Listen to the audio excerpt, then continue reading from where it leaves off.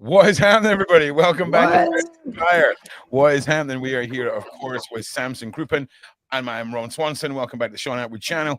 We're just waiting on the boss man finishing his show, and our audience will be slowly arriving. And we have got Tejal joining us first of all. Very pleased to have you here. Thank you so much for coming and joining us. Yeah, thank you for having me. You're very, very welcome. Now, I hope everyone has had a good week. It's another lineup of mad shows tonight. It's been a great lineup so far today. So we're here to just sort of get a bit of remove some of the dark content, and we'll have a little bit of a lighthearted conversation. Before we get into that, Samson, how are you? I know I'm great. I'm really good, actually. Yeah. Last night, I mean last week, sorry, it was quite a big moment for you with meeting Beverly. It tends to be that way with people with Beverly. She leaves a lasting impression. And how's that week been for you? I mean, what's it been like trying to It's been very interesting, Ron, and we were talking about this a little bit before we came on, and I wanted to talk about this off the top. First of all, thank you for everybody who watched our first episode last week and was so nice to me and supportive. Because for those who don't know, I volunteered to let Beverly come into my head, and she came into my head and pulled out this, I was in an accident about a year ago with my kids, and it was a very traumatic experience. And so she had pulled out that I was holding on to this guilt, and I'd never really felt like that was an issue at all. And so people immediately, I talked to my wife, everybody's like, well, don't you think she just Googled you, and maybe on Facebook I shared I was in the accident. And so people's immediate response with things like this are we want to be logical about, oh, it's not, she doesn't have these abilities. She Googled it and she's making it up. But I made the point to you that I was like crying. This was an emotional experience that she dragged out of me. And I think that is where the magic with what she does lies. Yeah. And so that was an amazing experience. Beverly, I would have loved to have talked to her for hours. You explained to me, Ron, it's like somebody putting a syringe into you, but it doesn't hurt, but it's this like aura of energy that you could feel inside you. And I was trying to explain to my friends, they all think I'm crazy. Ron, I say my co-host Ron is a pagan witch, which, Tejal's a friend of mine. She's an actress. And so I wanted to bring her on also so she could hear, because I wanted you to explain to people about being a pagan witch, what that means, because when I say it to people, they're like, dude, what are you doing? Yeah, I hear what you're saying. It comes across a bit wild. So that's what summarizes things easily for people. Understand the word pagan and witch, I think, a lot better than me trying to complicate things. So I had a very profound religious experience in the woods in my early 30s that completely changed the course of my life. And I've always been susceptible to things, shall we say. Okay. Magic and energy and all these things have always been something that I felt were a part of my life. And ever since I met Beverly, expanding and working on those things, it's just beyond anything I could have comprehended at this stage. So there's a lot of magic and intention and symbols that I use to sort of benefit myself in life and protect my loved ones. So I can if you've got any questions, fire away. And also Megs, welcome to the panel. How are you? Megan Sousa. Hey, Meg. Yeah. I'm like, what did I walk into? Yeah. I know. So Meg, I have just asked Ron as my co-host. I'm Ron's co-host. And Ron is in Scotland. He is a pagan witch. Yeah. And so I was just asking that because a lot of times when we hear that, especially probably even Americans, we have way more just disbelief in things like that, or intrigue. And so like you were saying, Ron, how you had met Beverly, can you tell them a little bit of your background, how you've busted up sex trafficking, please, give them all that. I started. Also, welcome to all the people who've just joined. Just suddenly we went from like 80 to 1100 like that. So welcome. I'm assuming Sean has finished the show. So welcome to episode 2 of Friendly Fire. I'm just Hi, answering everybody. for my wonderful guest and my wonderful Samson, my co-host. He was very intrigued, and it was a profound moment for him last week with Beverly, as it often is. And we're just sort of going to spend the first few, the first section of the show answering some questions, get to know each other. Get to know each other. So, what was the question again, Samson? My ADHD. Oh, yeah. Sorry, no, you're fine. That was great. My question is that you would explain you're a pagan witch. A lot of people don't really know what that entails. You had said you had a calling to a god and things like that. No, we'd moved on to the. Oh, it was about Beverly and the sex trafficking. Yeah, I'm sorry, Beverly and the sex trafficking rings. Thank you, Tejal. Okay, we need to say human transportation for YouTube, right? But so yeah, human. Oh yeah, human. I started on YouTube, and I started going after really painfully obvious fronts for transportation groups on YouTube. And they were under the guise of child modeling agencies. And then over the 7 years, I spent a lot of time on the deep web going into and shutting down communities, taking down their websites, reporting them. We had a lot of YouTubers getting exposed, politicians. We've done all our investigations, 100% success rate. Put some people in jail, disrupted millions of euros in organized crime money. And it was good times. It was wild times, but yeah, it took a lot of bad people's ability to make money from this stuff away from them, took their websites away from them, and in some senses took their freedom away from them. Yeah, that was one of them, Mackenstein. Yeah, that was one of them right there. Grima Models, is that the name of the? It was one of them. Yeah, interesting. And there's been a few. There's been a few. But that was it. I mean, that's what I done on YouTube. I made documentaries, I made content about it, done deep dives.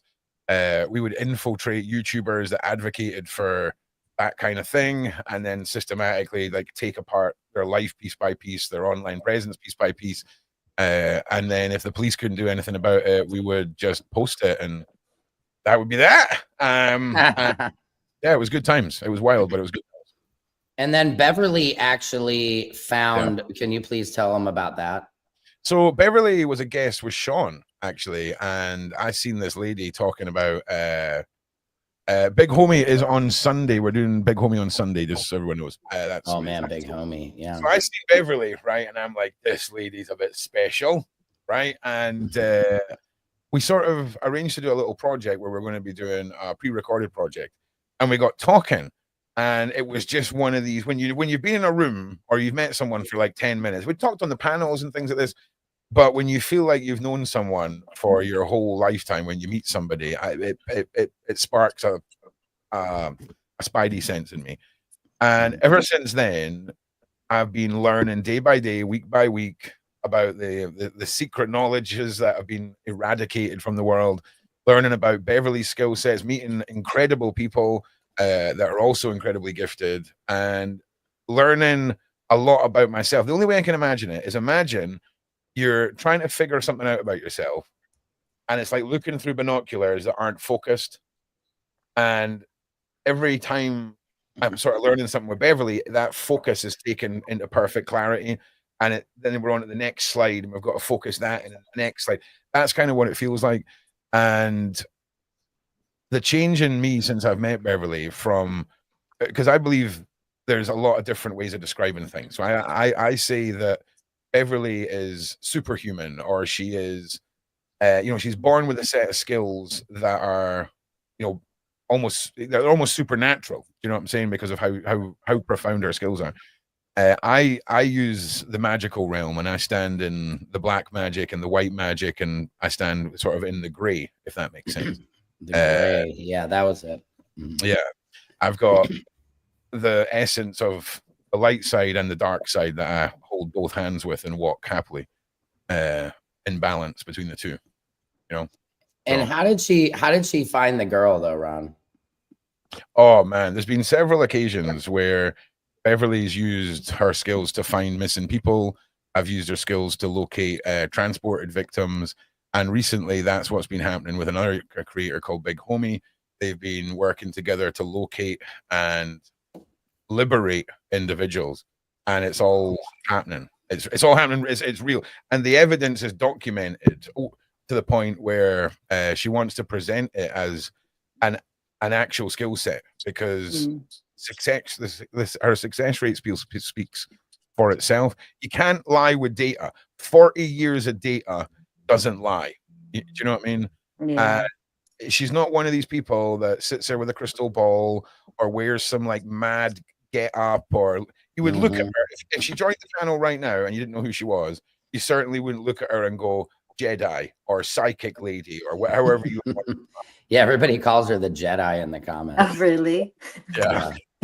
That's incredible though. Like how to me it's crazy that people don't believe like Right. this things are actually people are capable of it. And when Sam was telling me, I was like, yeah, I'm totally on board with that. Like I believe everything you're telling me. Like because I'm from India and we are all about that spiritual world, you know, and it is a skill set for Beverly to be able to do that. Yeah, Like, oh, it's unreal. But I understand when some people sort of try to re-explain it. I can imagine what your week's like being Samson. Your week has been like Samson. It's They like, think I'm crazy. Everybody thinks I'm, yeah. What do you think, Megan? Yeah, welcome also, Megan. Give us a wee introduction to yourself as well, and then give us your thoughts. Yeah. Oh, sure. My name is Megan. I'm a comedian, actress, producer. My thoughts, I mean, I guess when I came in on this, I was like, who is this Beverly you guys speak of? That was me too. Beverly. And I'm like, now it's starting to sound like lore. And I like, where's this Beverly at? You know what I mean? Like, I have this like Beverly in my mind, but I feel like at this point, where's Beverly at? Hilarious. Yeah, she is a psychic medium. Is that correct, Ron? Is that the title? I mean, to be honest, right? That's not well, listen, that's like saying an F1 car is a car, right? It's definitely a car, right? But when you compare it to like a Ford Fiesta, right? There's some differences. Do you know what I mean? Yeah. Right. And you know what the thing is it's so quick, right? She's just like, she just goes straight in. She done and she understands if you're a super skeptic or you need rock hard madness to prove to people, like with Big Homie. Like I'm pretty sure she sat Big Homie sat down in a room, and then within about 10-15 minutes she described the layout and what he was wearing and all this kind of stuff. And you know what I mean? When you've got guys who are celebrity bodyguards who have a reputation to uphold, and they're being outspoken about this lady being able to come up with more leads for missing people in 3 or 4 days than they could in 9 or 10 months. It's wild. It's wild. And Megan, you didn't see it, but before you joined, I was talking about last week's episode where I agreed to let Beverly come inside my head, and it sounds crazy. And literally, Ron explained it perfectly. He's like, it feels like a syringe going into your body, and it doesn't hurt, but it's like you know, I felt this this sense of I don't know, energy inside myself or some euphoria a little bit, and I was crying talking about this accident I had been in a year ago, which is something normally I talk with people, but there was something about her being inside of me, which, you know, that's as comedians, you know, it's too good. It's too good. It's too good. But it was just such an experience. Yeah. Pause. So that's what you had missed that before, but like, so Beverly, I had agreed to that. And it was just this feeling to like, and she was, where was she, Ron? I can't even, I have to keep telling people. She's in England. She's in England. She's in England. She was just sitting there. She's like, oh no, the connection is not good. Very right. Good. Listen, for a start, energy, Sam. And I was like, she's like the oracle. I mean, for a start, she's South African. She definitely doesn't have an old lady voice. How dare you? Sorry, that's my Sam. She's like, okay, Sam. Yeah. Honestly, you know what? you know. Oh my God, it's amazing. It was, It's but just, it was like she drew this energy and experience out of me, and it was like, and it's hard to explain and get people to believe that. My wife thinks I'm crazy, you know, like people are like, oh, you joining a cult, Sam? And I'm like, no, but I am crossing over into a different realm right now. You're just stepping into the spiritual world. Like, Exactly. Would you say it felt like you were on shrooms or something? Yeah. Well, okay, maybe I was on shrooms. Like Yeah. shrooms. I'm telling you. No, it did not feel like I was on shrooms. It felt like it just, this energy was inside you and you're feeling a sense, maybe more Molly or something, when you're kind of, you know, when you get the tingles a little bit on the back of your neck, you know, the tingles, you know, it kind of feels like the tingles. What did she say? I totally get Bev. I just missed that comment. Yeah, sorry, man. Yeah, I totally get Bev. I've trained and worked with someone with the same skills. They are superhuman. Unfortunately, the being I know is intensely private. Yeah.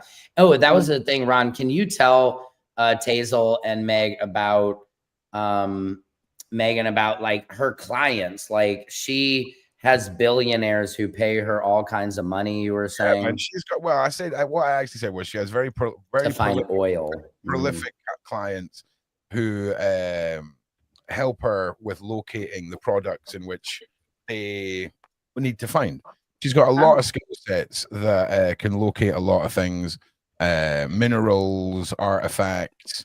She can go inside places. She can remotely view through the past, the present, the things that this lady is capable of. When you see and you hear what she's truly able to perform. And when you've got people that are willing to come back and back and back, who, I mean, wealthy people don't like to waste money, you know what I'm saying? And when it comes to that side of things, she is just incredible. She really is. And like I say, being able to be pulled to items or people or places or things that someone's touched in a room, and you need to know who it is. It's wild. It really, really, really is wild. But let me ask you, Sam, right? So sure, have you felt any different about the moment that Beverly picked up on since he spoke to Beverly? Yeah, I mean, I've felt much different. I would say in a way it was kind of like an unknown weight lifted a little bit that I wasn't really aware of. But just having that experience, the biggest thing was how she said that there was a short woman with curly hair who saved you and protected you, because I was saying right as I crashed, there was a gray black, almost, everything went to this gray blackness in front of the windshield before we crashed. And when I told Beverly that, she had told me that, yes, there was a woman who saved you, family, close. And I immediately thought of this woman who's a family friend. She was a psychic healer in St. Louis named Carolyn. And it was funny because, again, I got emotional when she said that, because immediately I thought of Carolyn, and she said, that is the woman who protected you guys. So it's just interesting, those little that, and I really took that with me, and just being more open. Obviously, we're seeing all these UFO sightings, all over in New Jersey, and we don't really know what's going on. And Ron, I wanted you to tell Megan and Tejal about the meeting up in the woods. Is there any way, can you play that video, or is it? Yeah. All right. Yeah. Okay. Can you do that? Because this is it's so funny how much your mind has been completely blown to pieces. Sorry, this is a lot, Megan, but I had my mind blown. So I at least want to blow my friends' minds to be like, Sam, you're crazy, or you are getting into a cult. So this is Ron. Ron told me that in the woods a year ago, somewhere in the UK, they contacted aliens, gave them the coordinates where they were going to be, and they flew over to prove that they had communicated. And this is the video. And this is the wonderful Danny Henderson. It's herself and a very talented other lady. I believe it's this lady here. Hang on. And you can probably do mushrooms and do this too. So we should do it. It sounds fun. So where are we? We are here. Where? Wait, what? All right, hang on. Let's just the internet like catch up with what we're doing. We don't want it either, mate. So it's this like V formation you guys will see up in the sky, and they're like dots. Do you see that? Or not even a V? Oh, So, I don't know. that's insane. So apparently they went out and they're in the middle of the woods in the UK somewhere, and they contacted them, asked them to fly over this night, so they knew, and everybody there is like, oh my God, it's like Burning Man. They're freaking out and stuff. But I don't know. What do you guys think? Of course. I totally believe in all of that kind of stuff because I think we're so connected to everything, you know, and if we use our like mind and like connection and energy to get that energy back to us or like put that out there, I definitely believe that. As well. What do you think, Megan? Are you in the cult? It's really interesting because to take it back to the drone sightings or whatever the case over at New Jersey, I was talking to a friend this morning, and my friend was like, "Why the hell would aliens want to go to freaking New Jersey? Like, what I know that's true. They really want." And so, honestly, like, I'm positive there's other life form beings out there. What we're being told is that versus what it is. Yeah. You know, I feel like that's where the discrepancy comes in because how can we prove or disprove it? But for whatever reason, they're not being completely transparent about what it is. So I guess some of the, local, appointed people, officials are like, we need answers from the FBI, the CIA, whoever, like, what the hell's going on? So honestly, right now it's giving very much Men in Black 1. Yeah. Yep. Very Men in Black 1 vibes. Giving Agent K, like, so, I like, hey, who am I to say it's not? Who am I to say it is? But one thing's for sure, things are happening in the sky that are inexplicable. And if they were explicable, then I'm just like, where are the answers? Like, I need the debunking if it's not what it looked like, I saw somebody online who had said, which actually this was a good one. One of my commenters said, it's Elon Musk SpaceX, and I was just thinking, is this them, Elon's coming into power with Donald Trump? Is this their martial law to potentially they're testing out drones, car-sized drones in the sky? It's kind of conspiracy theory, but you could kind of connect the dots. He does have flying cars, I'm sure. And I don't understand how we don't know what they are. That's, Ron, what do you think, Ron? I think you seem to be closer to the. Well, if we go with what the wonderful Beverly Rosa said, and my theory on it all, we had a flight ban for the UK, for Earth. Sorry, we had a visitation ban for a lot of the species.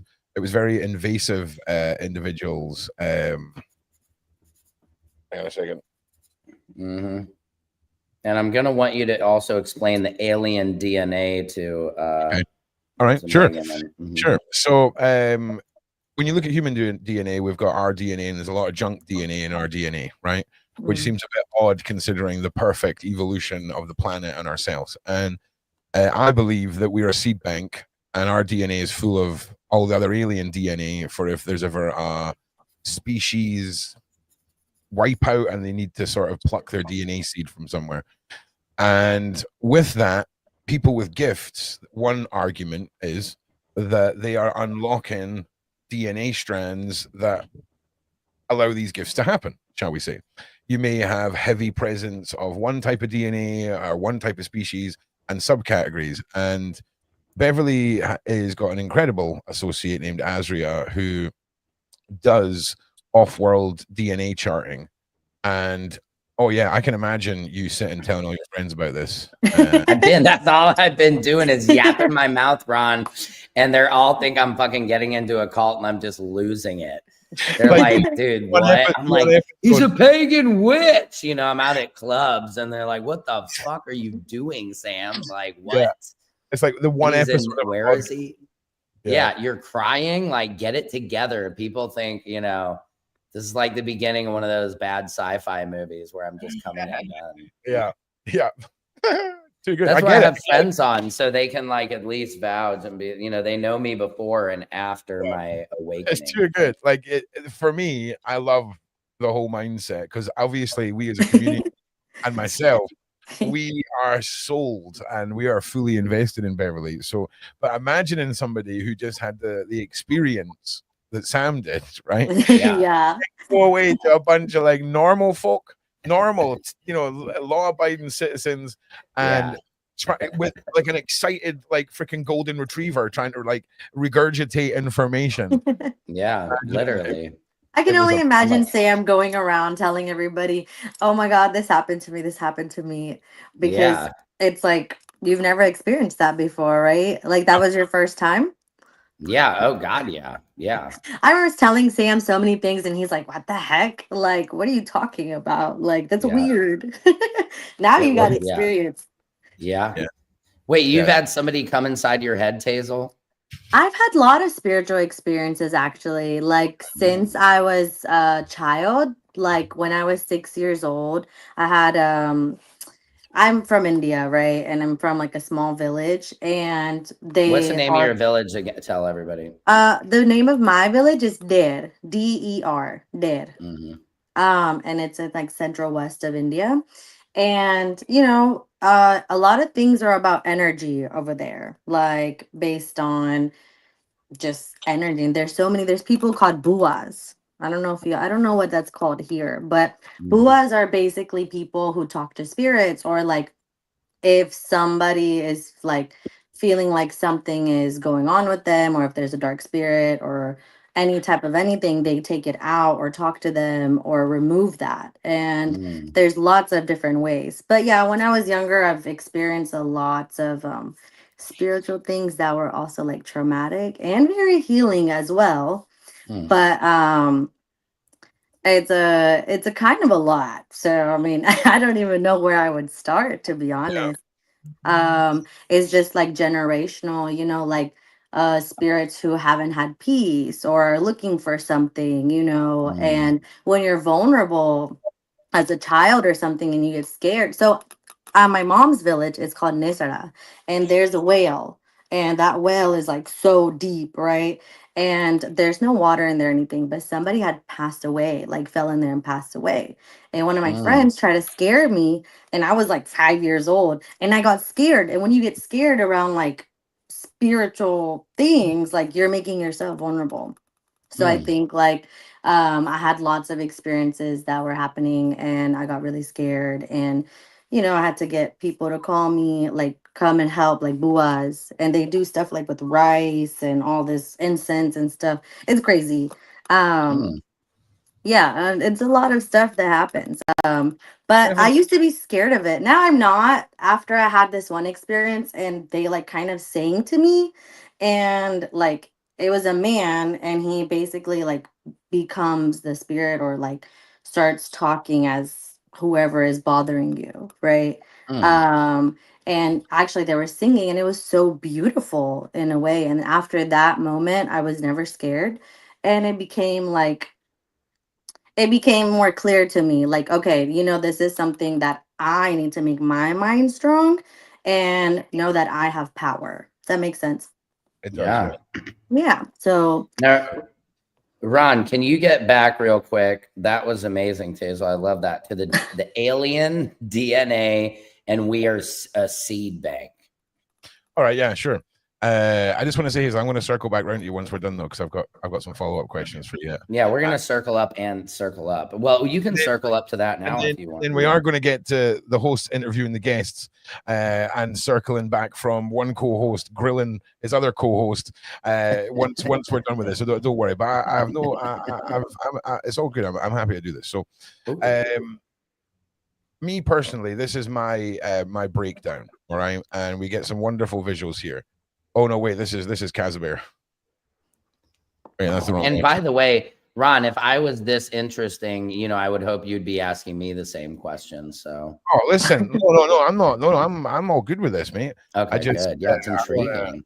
I got some questions. Where is it? I Where's it got a gone? question for Ron. When did you start getting into all of this like stuff, or like when was your like Well, awakening for that? my grandmother, Mm. she.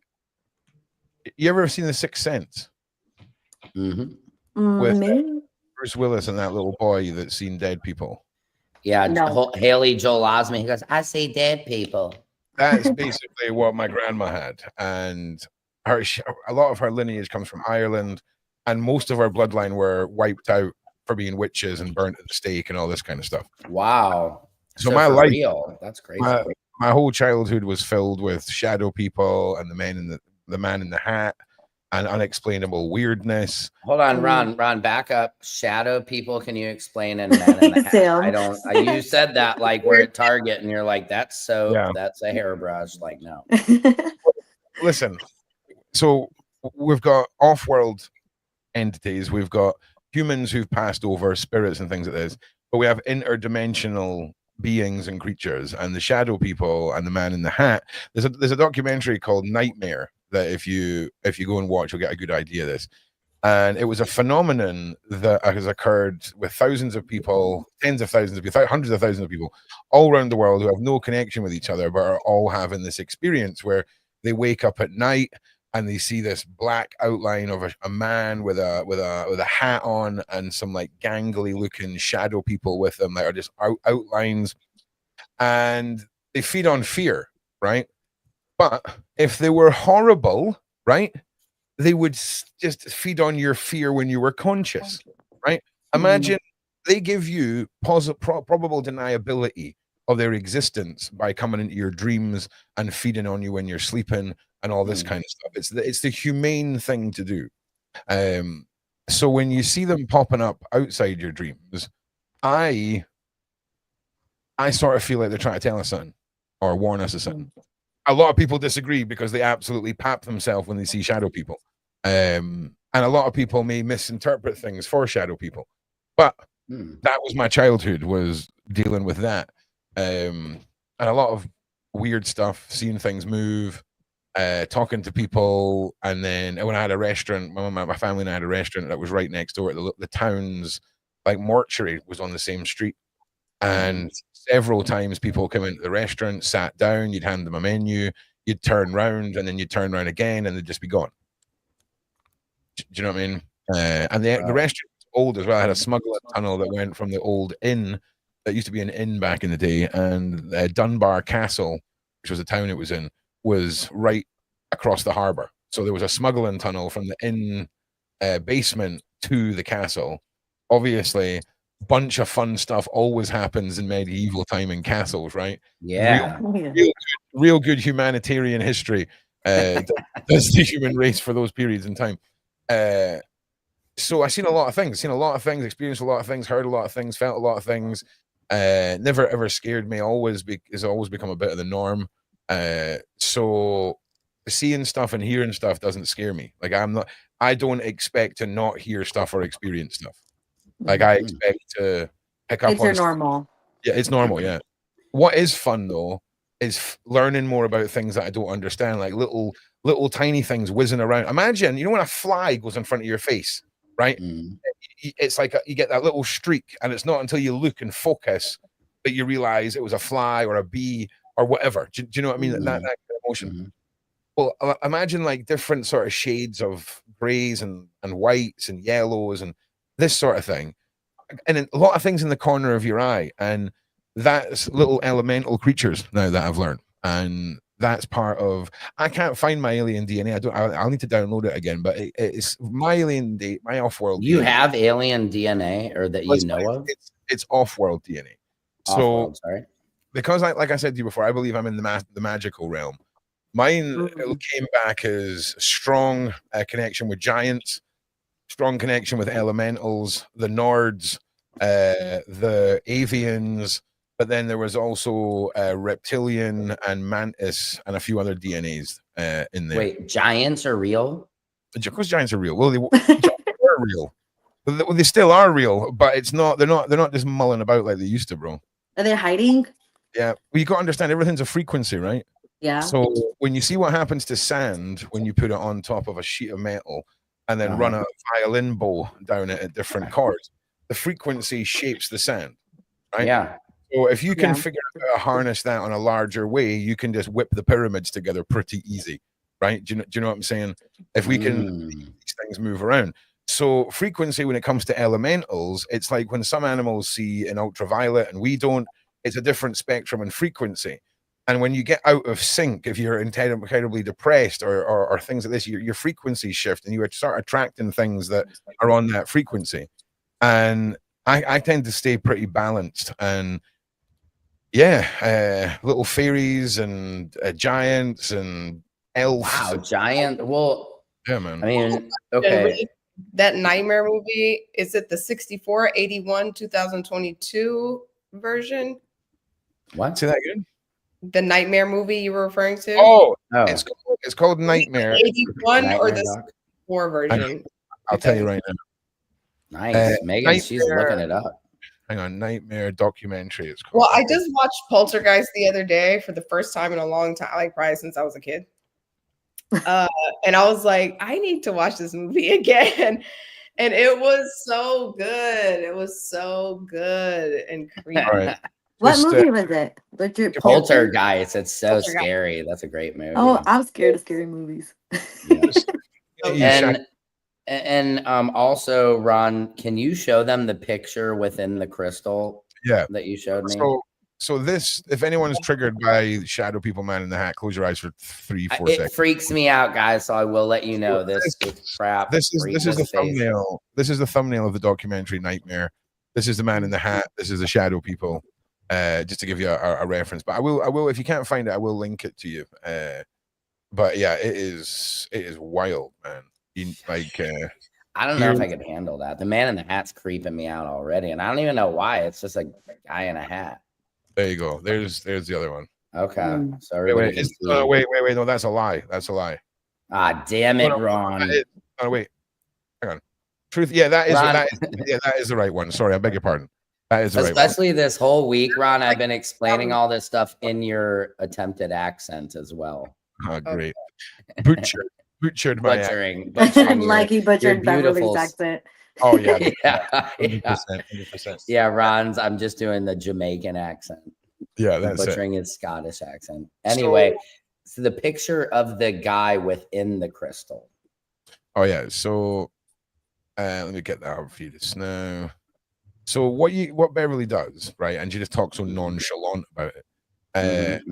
Is the first time that we had our show, she said, I'm going to send you some pictures. And I was like, okay, brilliant. So she sent me these pictures, and I'm going to show you the first one she sent. Because, God. Right, hang on. Let me just. This is getting spicy. Freaky Friday. Yeah. How are you feeling, Megan? Yeah. How is this all? I know you're a religious woman as well, but how is this hitting you? Well, to be completely transparent with you, before I renewed my faith, I had the tarot cards, I had an altar, I still have my sound bowls and everything. I still use sound bowls. That's so cool. I was like dibbling and dabbling with a lot, like the just all the things, and it was interesting. I will say that I definitely experienced some things that I was like. So what scared you off? Well, it might not be what you guys want to hear, but what scared me off was the thought of going to eternal hell, because I didn't want to play with that fire. Because I knew there were moments where I was like, oh, okay, interesting. And then there were moments where, sometimes I wasn't sleeping at night because of maybe some crazy dream or like some crazy thoughts. So it wasn't stable for me. It wasn't something that I could see sustaining, but I was like, it started with like, oh, like observing. And then it was like, oh, let me just see what that's like. And oh, that's not so bad. So it was really like crawling, but it got to a point where like I was not sleeping good. Like it just, it wasn't feeling good for me.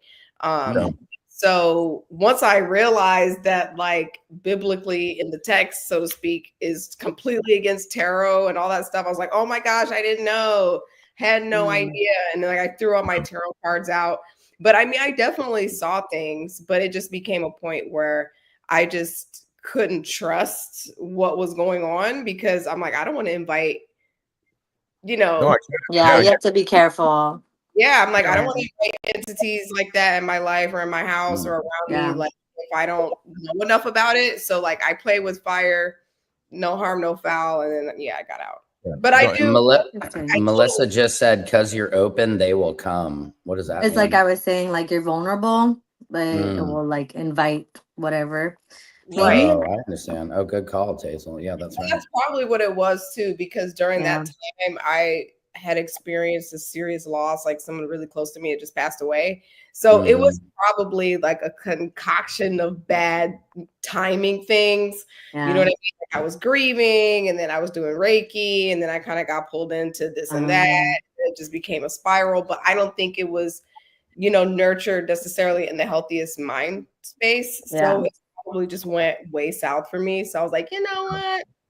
But needless to say, I'm smart enough to know that I don't know everything. So I still remain open-minded and I'm always like, that's interesting. Listen, religion all has a place in this.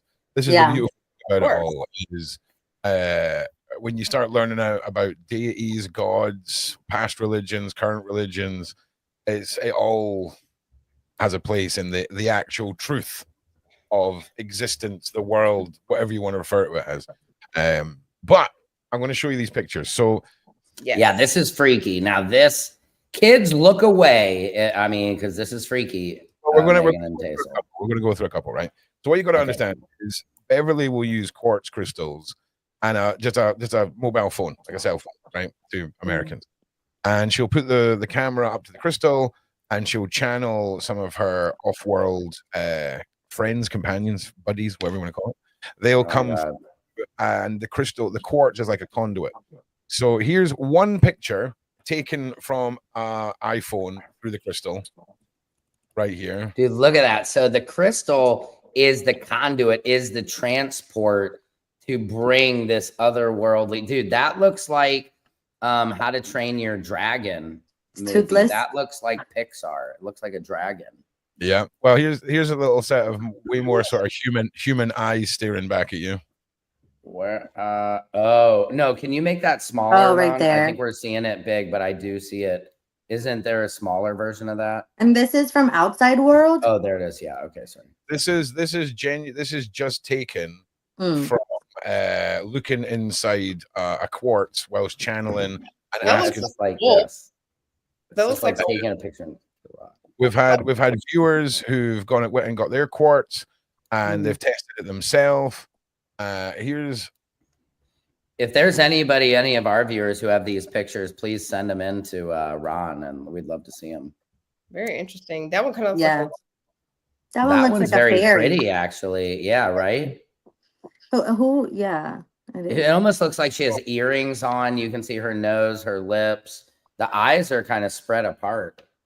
So what I'm going to do is just quickly, I'm going to show you. More Ron, please. Well, what I want to show you is Photoshop, right? So what I'm going to do is I'm going to bring you guys over here, and then we're going to do this, like this. Are you guys intrigued, Megan and Tejal? Oh wow! Oh yeah, this stuff is always interesting to me. Yeah, I'm invested.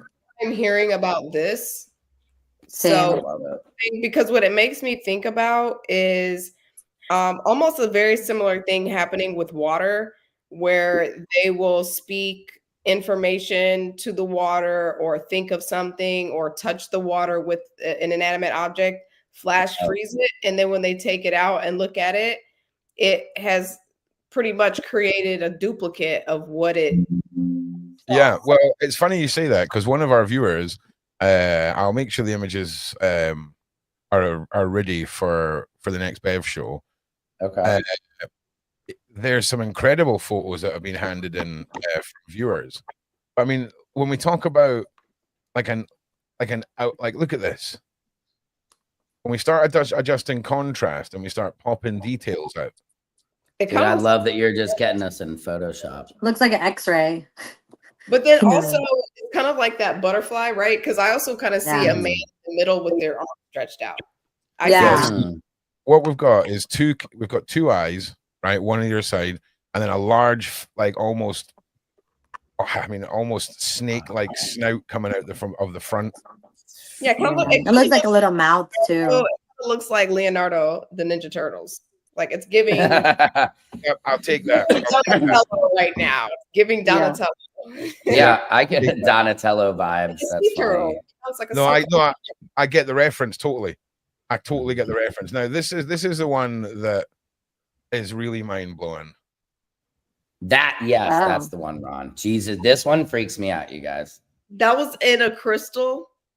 And who did they channel for this? Like, what did they channel The to get that? frickin' John the Devil, Danny, who's pissed off, man. That guy was mad. Here's the thing, right? It's when we look at things, we take them from our like programmed and conditioned mainstream like a concept. Our known sciences, we know that only we're the alpha species. There's nothing more intelligent than us. The universe is empty. All of this madness that we're spoon-fed. Magic doesn't exist. In Meg's case, she'd be a heretic and cast out and burnt at the stake because of her evil use of witchcraft and tarot cards. I would be the same. Luckily, you've went back to faith, though. Me personally, I walk a different path. But these individuals, there's so many different off-world species, and it does definitely have a tiny tash, though. Like I will give you that. That is definitely there. We definitely have a prominent little micro tash going on.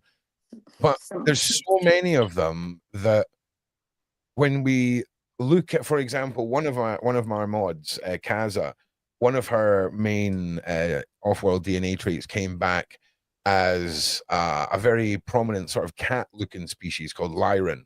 And it's fascinating how the traits of these off-worlders' DNA line up so perfectly with the traits of the people who have activated them, if you will. And a lot of the time people get scared by the unknown. They get scared by things they don't understand. And it's just time to open our minds. Some of the things that are incredibly friendly might look incredibly intense. But that's just because of what our interpretation is of it all. Well, I was going to say this, Ron. Can you go back to like the first one or two pictures you had up? Yeah, let me just grab the little gray looking guy, and then hang on a second. Let me go back for you. We had this one and then this one. Okay, the first that one. See, that one was also that one and the one you just showed me. Like when you take away like the negative dark parts of it, it kind of reminds me of angels too. Like, like Sure. how angels, they're not what we think they are, and they have all these eyes and they're like very like big. So there were one or two of these that you were flashing through when it was a little wider, where I was like, I kind of see like it's interesting, like what our eyes decide to see, like depending on the negative space and the positive space. But it is very interesting. And I mean, again, this is part of the reason why I knew that wasn't my path, because there were certain things that just for me didn't feel right. And I'm sure it has something to do with just my lack of knowledge and just lack of knowing. Yeah. So listen, I already know those things are out there, and I know they exist. It's so fascinating. And like I say, the fun thing is, kids, we can all play along at home. So like I say, if you've got crystals at home and you want to see what's kind of going on inside them, just take a little snapshot. It's you don't have to channel anything, you don't have to do anything. See what you get back. And it's like I say, it's a fascinating journey that so many of us are going on. Even Samson is wanting to come and join us. Yeah, that's funny. Kind of sit while we're doing the shows. Like, I mean, I fanboy out on my shows with Beverly all the time. Like, completely and utterly derail the whole show. You've muted yourself as well, Samson. Derail the whole show and just go off on one because it's so fascinating. And it's you managing to get yourself unmuted, Samson. You figured it. There you go. Myself. Sorry about that. No, I was just no, that was that those crystals. I was saying, I need to go take some pictures of my crystals downstairs. Do we want to take any questions out of the comments at all? Or I know Megan only has till 2 o'clock with us our time. 10 o'clock. I tell you what, let me do some podcast. Hang on a second. Let me go. Okay, what do you got for us? So Megan, we'll go back to what you let's go back to the introduction. Let's imagine you just arrived here, and then we'll get with Tejal. We'll actually this might be better. Let me do this. There we go. So let's start with Megan. Let's go back to talking about you. Let's go back to your career. What started you off? You said you were doing a comedy, and you said a couple other things as well. But then I got completely derailed by having to talk about off-world aliens and giants and fairies.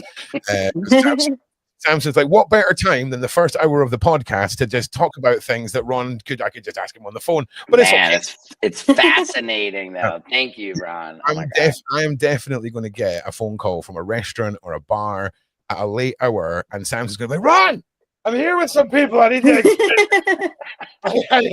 explain this. It's coming. I know it's in the post, man. I see that coming too. I see it's coming. I do. Yeah. So tell us a bit about yourself again. Let's go back to your career. Tell us what sort of brought you to doing what you're doing, and let us know a bit more about Meg. Yeah, I'm an East Coast gal. So born in Connecticut, raised in Alabama, spent equal time in both states between my parents. After college, I kind of knew that I didn't want to be a nurse. I didn't want to be in the medical field, and I felt my strong urge to be a performer, which I had always been involved in as a kid, growing up in the middle class family. I spent a lot of time on stage and plays and stuff like that.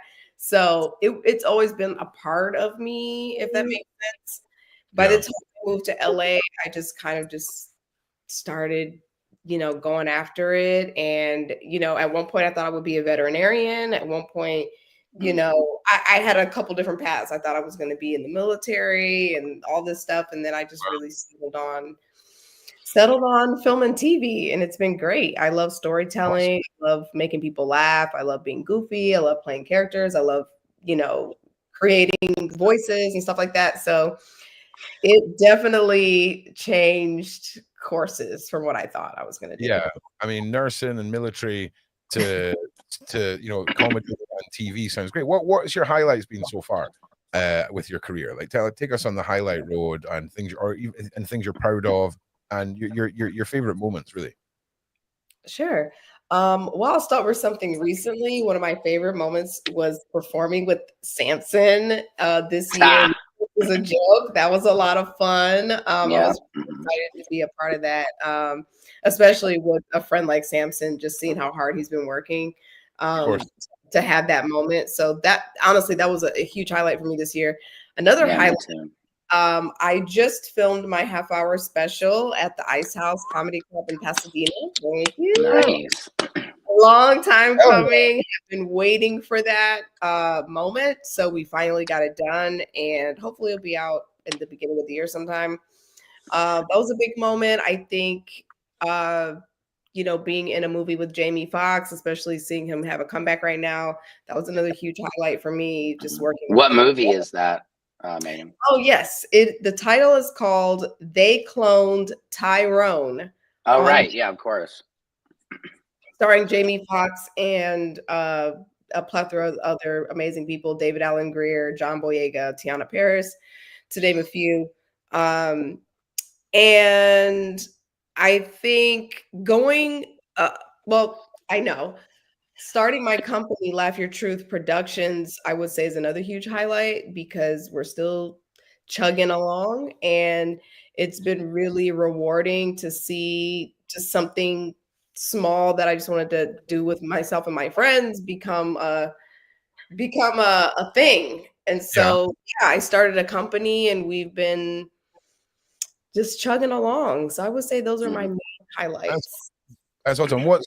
What's your your end goal? What you got? What's your tell me like your fantasy project with your production team, and then give us some of what's coming up, what's in the future for you, what you got rolling out start of this year, end of this year, what's happening?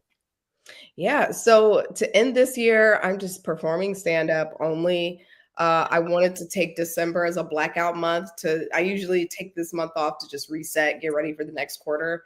So things we're looking forward to next year is we're launching our podcast. Finally, we've been running this show for 7 years without a podcast. So we're finally entering the podcast space. We will be launching that next year. We have long form content that we've greenlit. So we've got some things coming down the line with that. My comedy special, which is also long form. And we have another comedian we're shooting. I can't announce it just yet, but we're shooting another comedy special for another comedian. So that's exciting. Now, long form, long-term goals. I look at myself as the trifecta, like a Jamie Foxx or Donald Glover. So I want the Oscar, I want the Emmy, I want the Grammy, I want the Tonys, I want the EGOT, I want the whole thing. Acting, acting, stand-up, music, movies. That's it. And TV, of course. I put TV and movies like in the same. Right. But essentially, yeah, like a Whoopi Goldberg, and just, because I am a multi-hyphenate, that's my goal, is just to be recognized as that multi-hyphenate. So you're in pre-icon mode right now. Exactly. Iconic, right? Yeah, I'm feeling you, man. Yeah, that's it's a great story, and like following your own path, and stepping away from expectations and things like that. It's awesome. It's awesome. And you mentioned working with Jamie Foxx, and if you could handpick, say, comedians or actors, three on your top 3 list that you would love to work with, who would they be? All right. Yeah. Martin Lawrence. Okay. Oh man. I'm good. Dead or Alive? Yeah, sure. Why not? Hell yeah.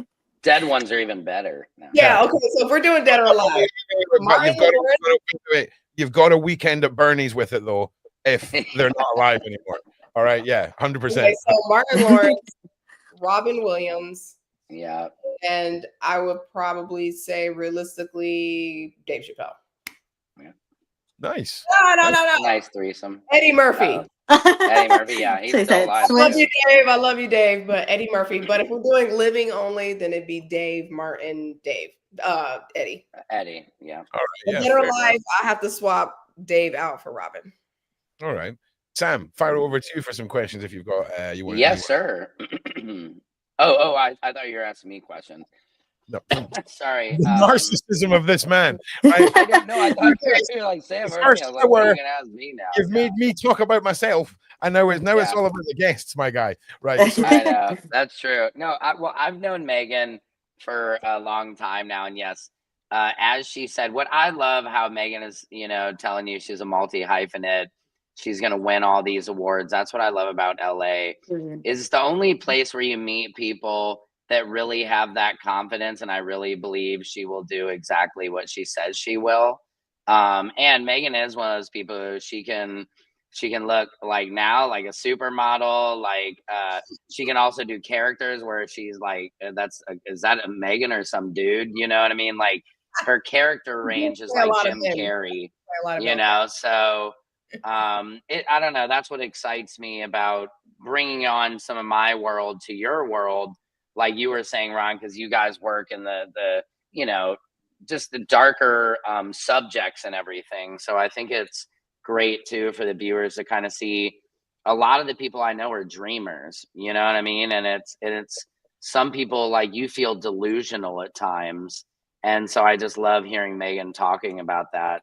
But Megan, yeah, the Laugh Your Truth, tell them about how you have the candles in your shows, the lights.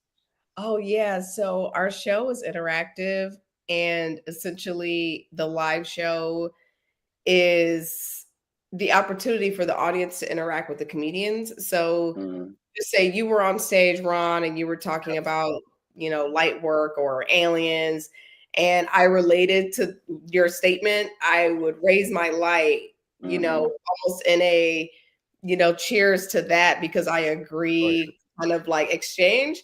So yeah, we have such a wonderful audience. That's what I will say. Anybody out there, please follow us, LYT Comedy, on all things. We have an amazing audience. Like, our demographic is so vast. Our last show, we had an 85-year-old guy in the audience, and he's like, yeah, like we were shocked. Yeah. I was so shocked because I always do like an age roll call, like, where my 80s babies at? Where my 70s babies? And they're like, you need to go back further. And I was like, oh, where my 40 babies at? Oh my gosh. So like, we have all the way up to the Gen Zers, like just barely old enough to drink, to like 85-year-old people. It's really fun. Like, I mean, Samson's done our show before. Like, we always have a good time. You know, I like to put comics on our stage that kind of represent any and every type of group of people out there, because I feel like that's fair. Like, it shouldn't just be all one this or all one that in any case. So I like to like give this buffet of sorts of comedians. So it's definitely amazing. Curated experience. Yeah, exactly. A little amuse bouche of Is there any questions, Ron, that maybe some of the people in the side chat would like to ask Megan at all? Or yeah, because the side chat aren't just completely like fixed on asking me more about off-world DNA. Now I know, but I want to get back to that. The most serious derailing ever. I mean, I thought I could derail. You're like, where are the reptiles? I have it underlined to go back to off-world and giants, dude. The crystals. No. We're not letting you off. Jump, because I really want to talk about the giants. Yeah, that's right. Hopefully you'll have me back, because I also want to bring into the conversation mushrooms and their intelligence. Well, yeah, we can do that.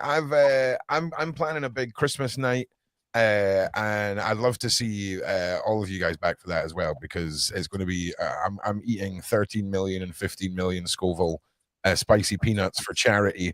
So please tell all of your friends to not buy Starbucks this week, because I'm raising money for a dog charity, and it's not going to be fun. And yeah. We'll be here to support you. We're going to be in the milk. Oh no, the milk. I tested it all out beforehand, and it's actually just butter on bread. That's the key to spice, is butter on bread.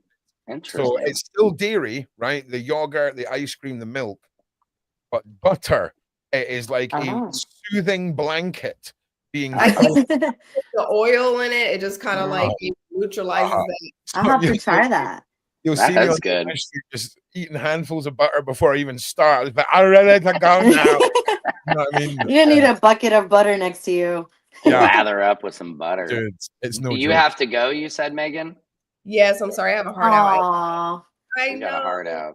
It was so nice meeting you. It was nice to meet you too. Hopefully I can come back soon and spend more time so we can talk about all the conspiracies and the things of the world. Yes, thanks for joining Friendly Fire. You know, episode 2, Friendly Fire, the oddest start to a podcast ever. But thank you so much, Max, for being here. Thank you. Also, if you guys continue to talk about giants when I jump off, conversation, the petrified giants. Okay, that's it. I'm done. Yes. The petrified giants. I'm not throwing anything else out there. Okay, I'm done. Petrified giants, mushrooms. Okay, I wrote it down. Love it. Yeah. Look up there's like a mushroom in like California or somewhere over here. It's like 3 point so many miles, like underground fungi. And the thing about mushrooms, not magic mushrooms, but like actual like mushrooms. Apparently they are like humans, so they don't put out CO2, they put out oxygen. All right. Okay. Wow. Interesting. Even Ron didn't know that. They absorb oxygen and put out CO2 like us. Wow. Okay. That's what usually plants put off. I'll come back so we can finish the talk. So we've got some mushrooms each other, underground trees. Yeah, they like make music and stuff like that. Have y'all seen the videos where they put the little things on them? Okay, but congratulations. You've also derailed us, Megs, as you're leaving the party. Go to Petrified Giants and save mushrooms for later. if this, take it easy. All right, see you, Meg. They speak Bye. with each other underground like tree Thank you, Meg. roots. Thank you so much, Megs. Wow. All right, well, Can we take some more questions from the chat, Ron? Just see how Yeah, people I tell you feel. what I'm going to do is I'm now going to interview our other guest, right? And then once Tejal. once the guests, right? Right. Once we've interviewed the guest, you can fanboy out again. All right, I promise. Okay. Okay. Right. Okay. We'll save I some think the time guests want to know about like all the weary stuff. for the stuff. Well, look, let me just clear all of this off of here. I love the side chat. That's just, I love it.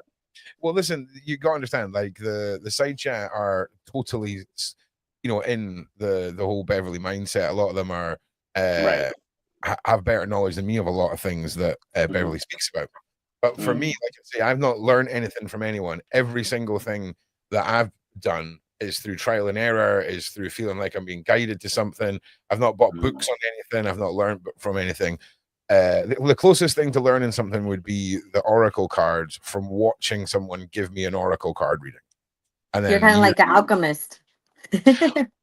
I actually consider myself a very high level alchemist. Potions and all kinds of magic pixie powders. I would consider. I would say yes. Yes, alchemy is something that I would. Pixie powders. He's trying to pixie powder. Yeah, exactly. He's like taking notes of everything. Yeah. Pixie powders. I'm writing it all down. This is Yeah, He's great. gonna take that to the club. Yeah, you sure it's not cocaine? Is that pixie powder, Ron? Is that Nah, is that no, Tusi? No, That's listen, that new shit. that's not it's that new shit. No, well, listen, That pixie powder. yeah, we need to call it white or pixie powder, whatever you want. Pixie. I love Right, pixie pixie powder. powder. Okay, right. So let me just refresh my Capri Sun here. Right. So tell us again, Tejal, introduce yourself again. Tell us a little about your career, what started you out. And I'm filling up my container here. It's a very suspicious sound. Lesson learned. We don't refill the cup when we're mid question. Preciously like something else is going on. I was filling a snippy cup. Okay. That is okay. There's the empty Capri Sun can, which is definitely Nice. Wow. Like yeah, Capri. Well, my name is Tejal. My real name is Tejal Ba. Okay, and the BA is for respect in our culture. I was born in India. I came to America when I was 3, raised in Houston, Texas, and then after college, after high school, I went to Los Angeles for college for acting. I'm an actress, and I was there for a while, going to school, working, doing like everything and like doing shows, working at Whole Foods, being a private tutor, and just kind of really having the whole college experience. I've met so many wonderful people, and I used to work for this lady named Victoria Smurfett. She's from Ireland. She played Carilla DeVille in Once Upon a Time, and she's amazing. And she's done so many stuff, and it's just been a journey, And going to school, I was there. It was really fun, and then I ended up moving to London actually for actually Virginia Waters in the UK. And I was there for like 3 months. And then after that, I kind of just started traveling and kind of like stopped going to school and just kind of went on a different path. I met Sam on a set that we were on actually for Killer Bay.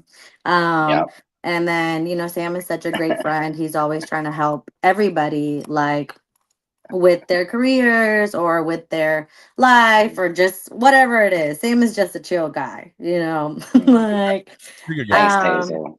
yeah, and it's been quite a journey. And then after that, I kind of I moved to Alabama for some business, and I just kind of went on a different path because I don't know, just wanted to take a risk and a change, and started business in Alabama. And now I'm in Texas with my family because Alabama didn't really have, going from the city to going to a very rural area was, it was Too a much. big, and somebody like me who's like really like a sore thumb sticking out everywhere I go. Like, It's just I just was like, okay, maybe I should come over here to Houston, because I was having kind of like a, I was around toxic people and a toxic environment, and it was such a big change, and I actually like really lost, I guess, like my aura and like my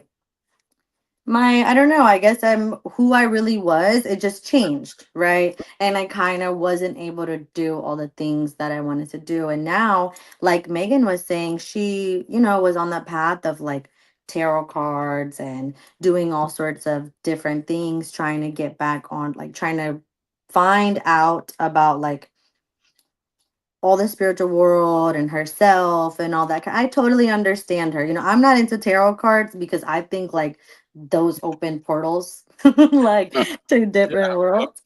And I'm not trying done it one time. After that, I'm like, I'm okay.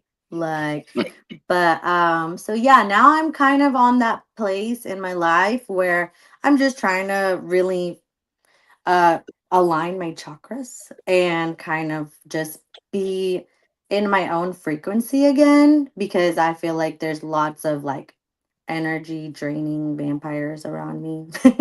Yeah. Like family and stuff like that. So I'm just trying to get back on my creativeness, and I really want to do commercials and get back on doing shows and doing those kind of things and like stuff like this, like podcasts, because that's really truly where my soul feels fulfilled. You know what I'm saying? And so I am on that place of like getting back into meditating and breathing and just trying to get more connected to myself once again, you know. Awesome. Yeah, and I do believe like all powers of everything, and it's just crazy how like the energy you put out, that's what you receive, you Well, know. Yeah. it's interesting you uh, say that. So one of the things that you said was you went through a moment of your life where you felt like you were being a little bit suppressed. You were sticking out mm, like a sore thumb. These shifts when you move to a new place, they can mm, kind of make you lose almost a little bit of faith in yourself. What yeah. would advice would you give to people who feel they're stuck, they stick out, they're struggling? What advice would you give to somebody to get back on that path and get back on your achieving your dreams? What would be your advice to people? That's a great question, especially because like that's something I would ask myself right now. Definitely more but expected than what's your off-world DNA, Ron. Do you know what I'm saying? So, We're yeah, coming back to it. We're coming back to it. we're definitely going to get back to it. But I would say, honestly, that really just stay aligned with who you are. Do things that really like make you feel alive, and don't let other people or your environment or changes kind of change who you really are meant to be and what you believe in yourself as. Just I feel like sometimes we can put limitations on ourselves, and it can really make us feel like, oh, I'm not capable of doing that. But I am somebody who believes you're capable of doing literally anything you put your mind to. Like, we have yeah, so much power, and it's just important to remember that you have to believe in yourself, and you have to make your mind strong. If your mind is not strong, and it's gonna really just take you down, like every way possible. So just stay true to yourself. I'm with you. I'm with you. That's good And advice.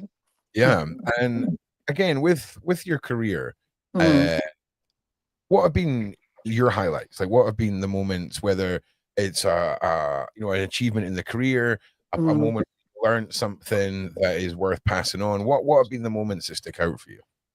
I think that there's been lots of times where I'm working somewhere on like a set or with certain type of people, and it really shows you that, you know, you it really shows you that you can be in a room full of people that you are meant to be with, you know. Mm. Yeah, Um and there's no limitations, there's really high people up there, of like successful, like with shows and commercials and movies and stuff like that. And I feel like living in LA, a lot of my highlights were just being able to work with so many wonderful people, you Oh, know. wow. Great. Yeah, like with Victoria, or like, just working with people who are like, Usher has come to, like, we did a commercial, Usher was there, Ti was there, when I used to work at this boxing gym actually.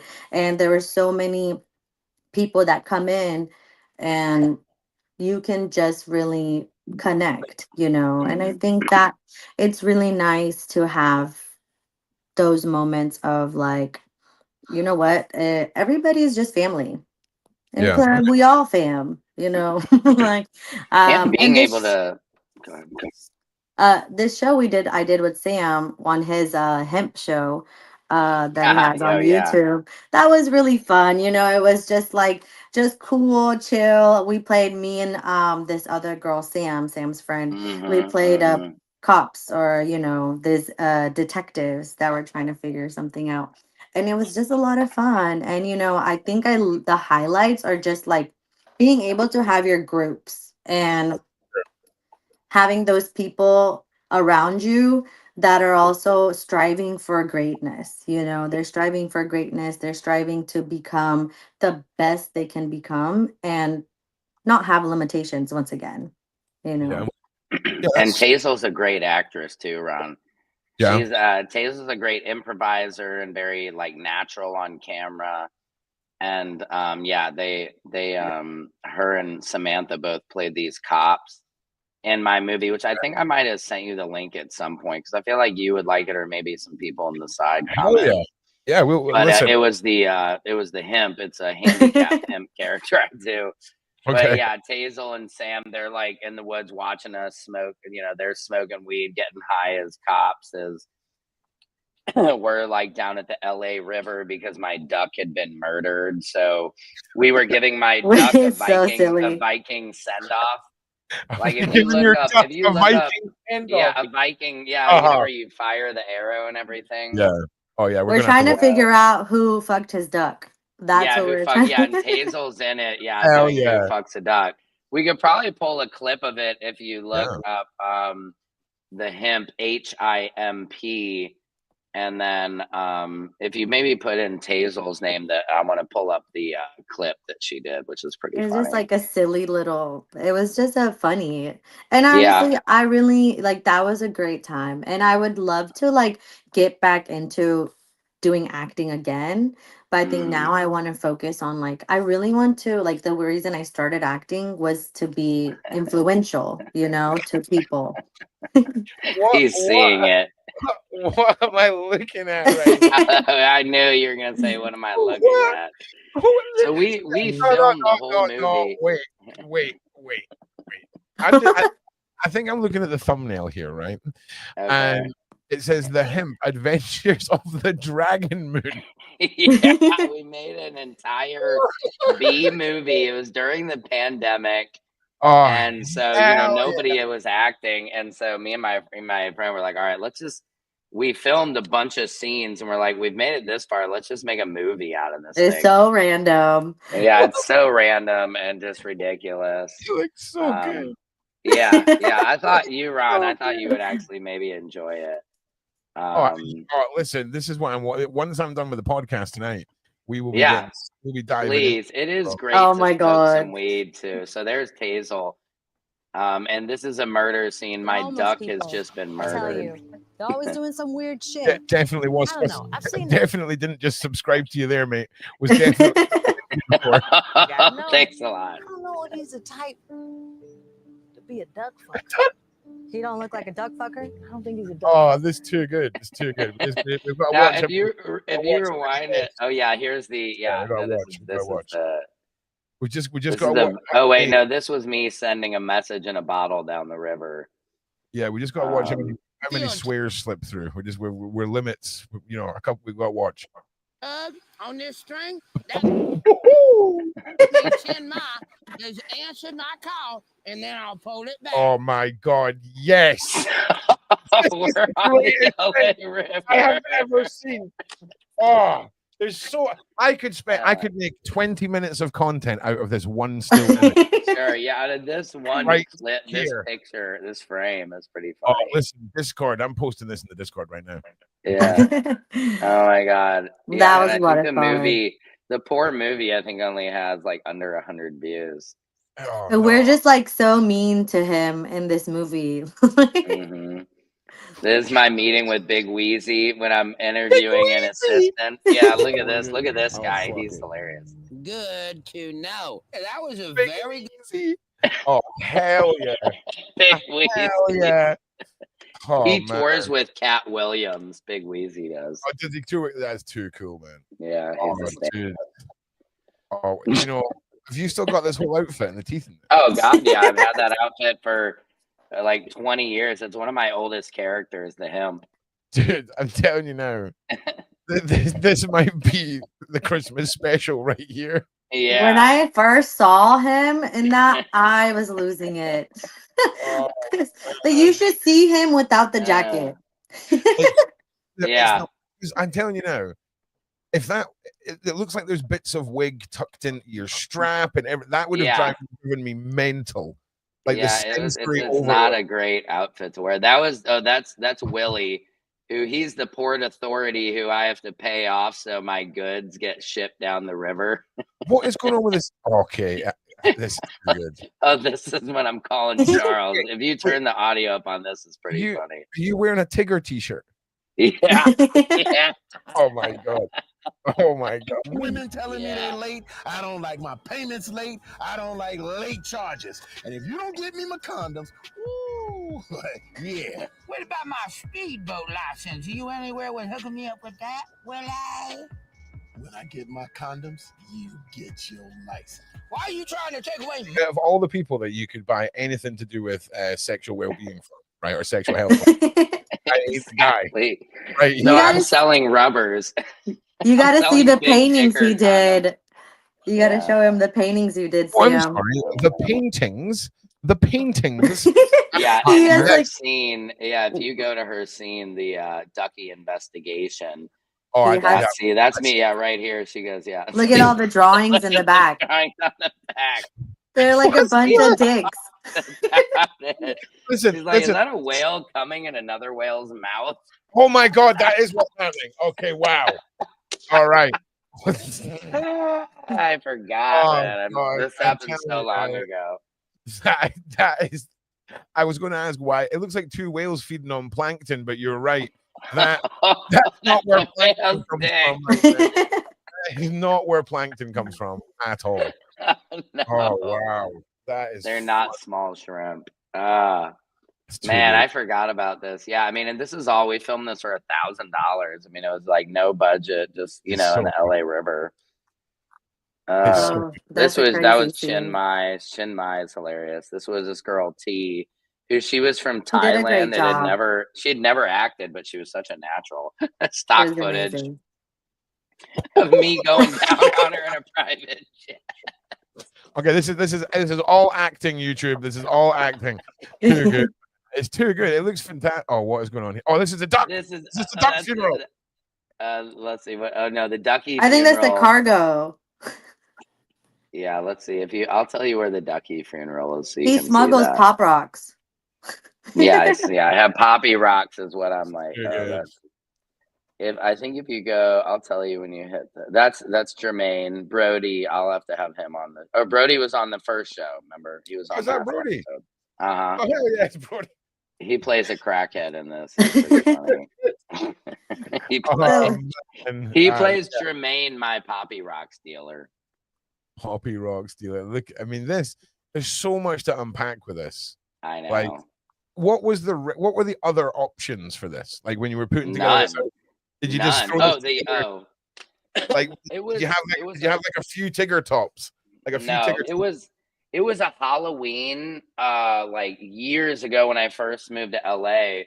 And I used to go to the thrift shops and I would just put a costume and a character together. And I had those teeth and the glasses and the hemp. It was funny. I was at a work party and I came in and was like, dude, what the hell are you? And somebody goes, dude, you're a handicapped pimp. You're a hemp, you know? You're a handicap what? A handicap simp? A handicap pimp. Like I'm Oh, a handicap pimp. pimp. So I I think it's combined it up. So it's the HIMP. Yeah, I'm with you. So it's just Hemp. the hemp. I So actually that's didn't just know how that. it stuck. It's not a very politically correct character, as I would say, because I created this character. I mean, probably like 20 years ago now, almost. But I love it. It was just one of those characters everybody always like. It's just so weird, and this is the LA River, so this is like not too far from where I live, and it's just all the graffiti was there. You know what I mean? Like the backdrops of this movie are so fun because like it's just all LA. You know? Yeah, I'm telling you now. Sorry, listen. I just got this message from my fiance. Right? Oh yeah. Which is I've just What speed she up. said. I just speed up my dinner. I've got bad cramp. Don't stop your streams. I was laying back on the couch. I'm a bit shaky. I defo think she might be en route, but I'm just letting you know how I am. So I popped Family Guy on. I mean, is that the most like laid back way of possibly saying that you just went into labor ever, Dan? Yeah. Wait, your wife might have Wait. just gone into labor. She went into labor right now? No, well, she's in the next room. I'm assuming if she was actually, if her waters had broken or anything, I think she's just having like a moment. I'm waiting on this. Jeez, Ron, this could be pretty breaking if you're actually maybe having a baby on the live stream. Okay, yeah, no, okay, no, she's fine. It's okay. Oh. She's Man, gonna keep. I was kind of hoping we were gonna have a baby today. Is she okay? She's gonna keep us in the loop. Give me a second. I'm gonna go and speak to Dan. You just talk to our wonderful guest for a minute, and I'll come back in 2 minutes with a full and accurate report of what is going on. All right? Yeah, that's important. I would like to know that. So Yeah. Tejal, you know that I wish he could have showed the part where you guys are smoking the weed, watching the Viking. I forgot we even did that. Honestly, I know. I did too. I can probably pull it up on my phone real quick. Let me see. The Viking Ducky funeral. I think that's what it was called. Viking Ducky funeral. Viking Ducky funeral. I really thought Ron was gonna say, "Oh, his wife maybe wanted to see our movie," but no. I thought he was gonna say like, I thought she was like gonna be mad at him, be like, yeah, like what the hell are you doing in like, there? can you spend time with me? So this is a boat that we built, and for all those who don't know, Tejal, do you know what a Viking funeral is? I know what a Viking is, and I know what a funeral is. Okay, so a Viking funeral is when they put a boat out, and they put you on the boat, you know, like in your casket kind of thing, and then they send you out to sea, and then whoever is the archer will shoot an arrow on fire at the boat, and you guys, and see, there's Tejal, you guys can see. Nice. And Sam are watching us. Oh yeah, can you see, Ron? So I had just pulled up, Ron, if you search Viking Ducky funeral. Okay. Wait, is your wife okay? Okay, yeah. Yeah, sorry, we're back. When she said, I think she's on the way, she just means in general. She doesn't mean this evening. Well, I mean, when the due date is the 21st, at any point she's on the way. So, oh my gosh, tell her she needs to be more specific about that. She's like, no, I just mean she's on the way at some point. She's just been a little bit sick, and she's a bit cold and shivery. So and then she was just updating me, and yeah. Okay, well I'm glad good. She's okay. We were all panicking. Yeah, we were. I thought there was going to be a baby on the feed. Yeah, I mean, like word it a little bit better. Do you know what I mean? Like, yeah. Like, wifey, please. Yeah. I can't wait, Ron. I'm just gonna bring friends on every week and just totally blow their minds. I can't wait. Everybody's like, Sam, what kind of shit is this? What we're gonna do, right, is next week we're gonna save all of Sam's mind blowing stuff that he wants to get into for the last half hour. We'll make it like, you know, off-world stuff with Ron. Blow our minds. Yeah, we'll make a whole section out of it. Because I want to focus on our guests, man. I want to focus on. I know, but you know, Ron, you are fascinating, and I think this is fascinating. I know people. Sam is just blown away. Oh, here, I'm here And- for it, man. I'm here for it. And I know, like, you know, you said a lot of the side chat, this is their world. But I think that's what's cool is with you and I doing this is I'm bringing this whole other world who is very skeptical of things like this and are totally unaware of it all. Like, you know, the giants, the pixie powders, I mean, the pictures and the crystals. So I think that whole first hour was really fascinating to me. I mean, I can't wait to share that with people. Full moon in 2 days. That's when the baby's gonna come. Wow, somebody just predicted it. 2 days. We'll wait and see. S. Armstrong. Yeah. Can we see some more comments in the side chat? Is it, you know, is there some good stuff? Let's see. I mean, people white orbs. Somebody said white orbs. Do you have any kids right now, or this will be your first baby? No, this will be 7th baby. Wow! We love a big fam. It's a party. Yeah, it's a party. Yeah, I love that. I want to have a big party too. I got stuck. Maybe Ron froze for a second there. all the babies got to him. The babies froze his head up. That will happen. Oh no! But I do see somebody talking about the white orbs. How can you because see I've that? seen white orbs. Because can you read? Well, Tejal, you're on your phone. I'm on my computer, so I can read his screen. Anybody out there right now? I think Tejal and I are still alive and feeding. That's ironic that Ron's the one. I really want to see their questions. questions too, because I'm also invested in all of that, and I want more details, and I want to talk about that kind of stuff. You know? Yeah. No. It said. Yeah. Oh, here we go. Okay, Ron. I think probably pulled out. Well, not really, because he's having a wife. He pulled out of this feed. He's having a wife. Baby. I mean, he's having a baby. I'm sorry. The joke would have landed if I would have used the right word, but my bad. We got it though. He pulled out of the feed.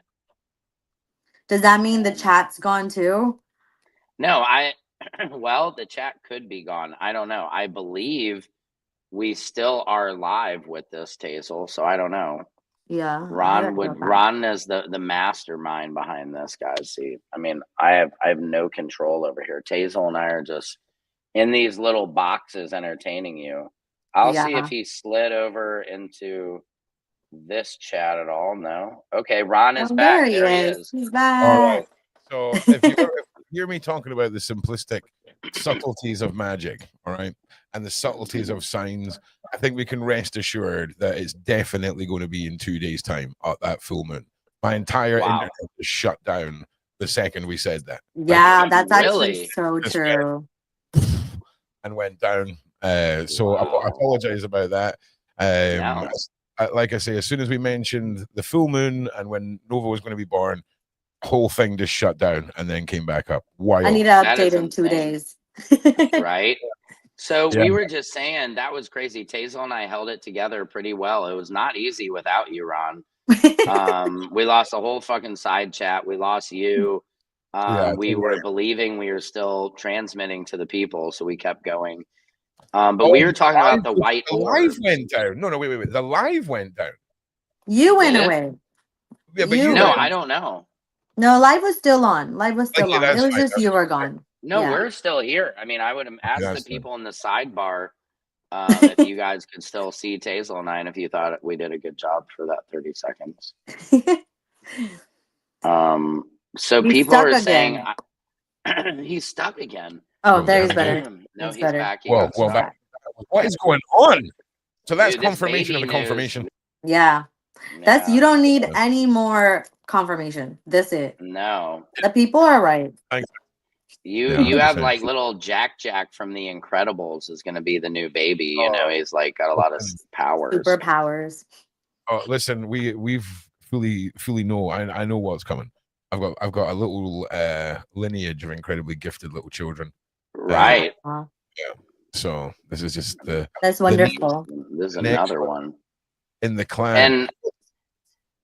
And so we had mentioned something about white orbs in the side chat. Somebody had said something about that. You know what? I'm going to blow your mind.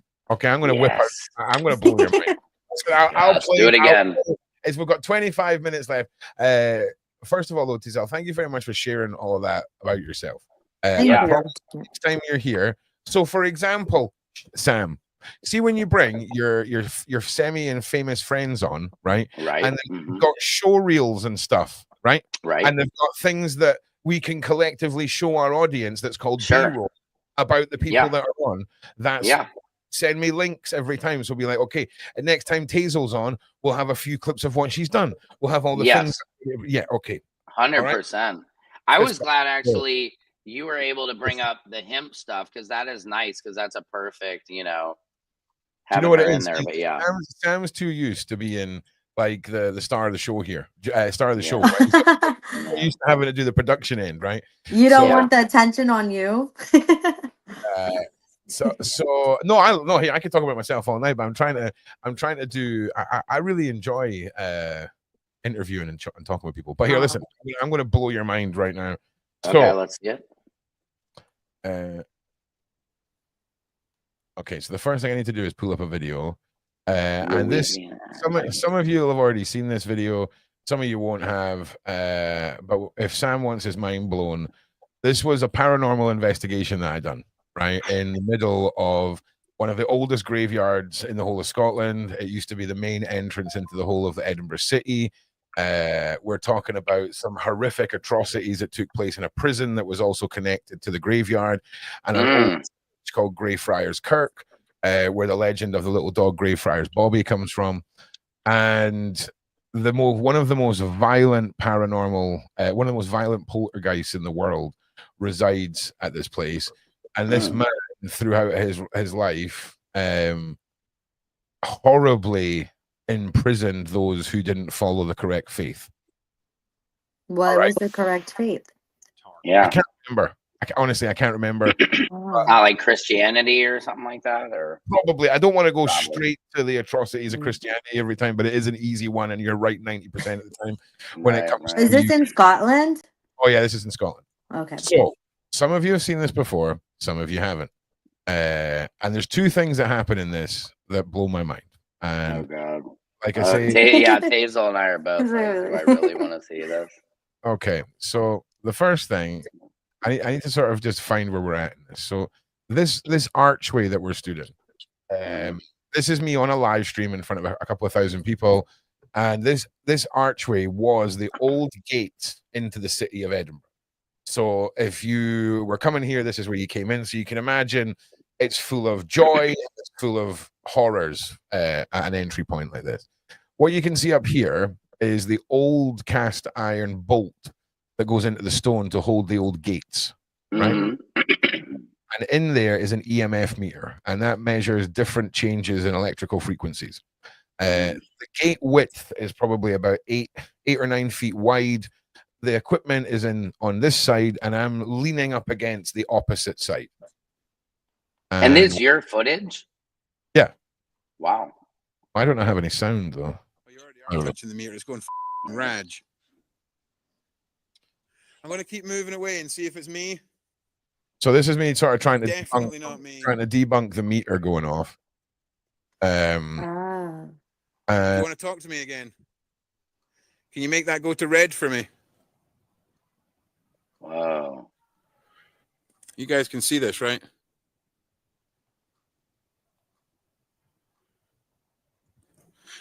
So I just want to say I'm about 8 to 9 feet away.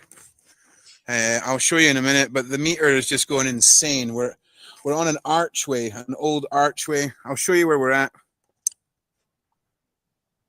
All right, just wait. So the meter, which is still going off, is at the other side of this archway. I'm standing right here, and it's just constantly going nuts. Oh my God, the spirit box just went on in my pocket.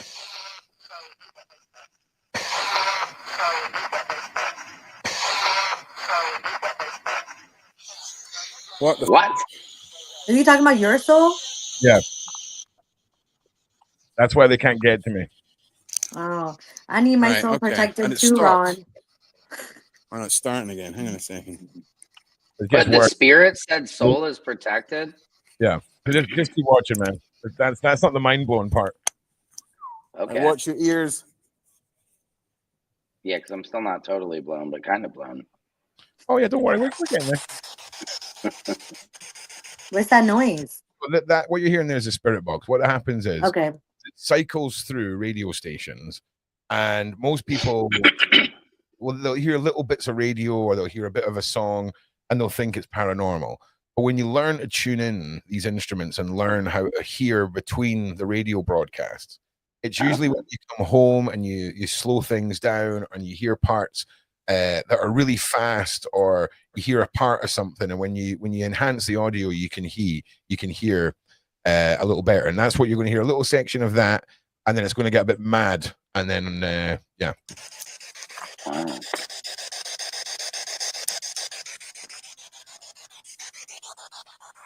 All right, if there's a spirit here and you want to talk to us, can you light that box all the way up to red right now? All the way to red.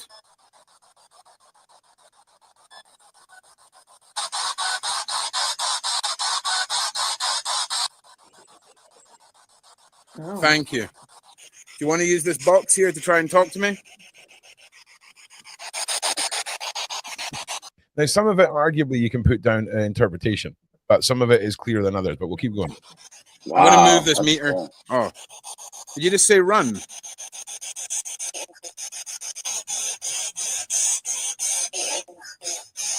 Eating That's- his face? Yeah, but this is a Scottish accent, and I'm in a Scottish graveyard. Oh. Did you just tell me to run?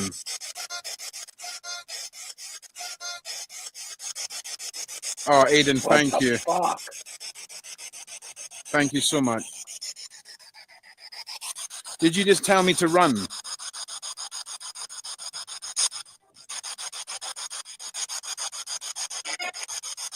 Listen to this. Is there What? something you want to tell me? Is that you lighting up the meter for a start? To answer me, is that you lighting up this meter?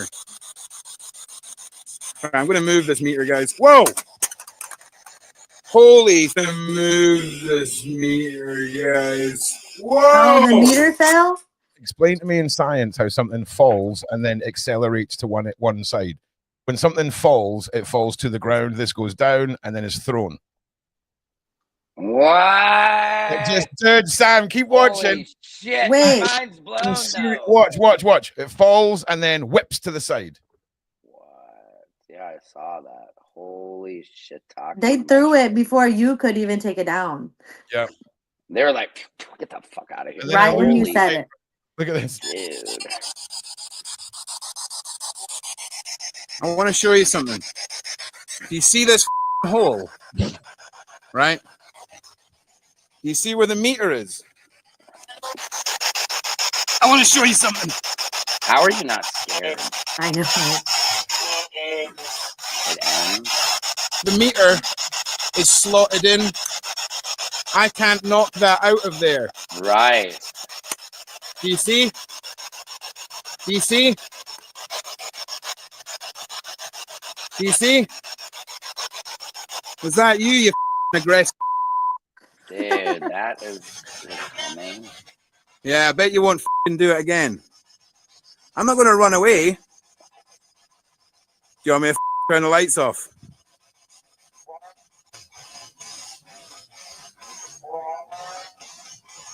Run.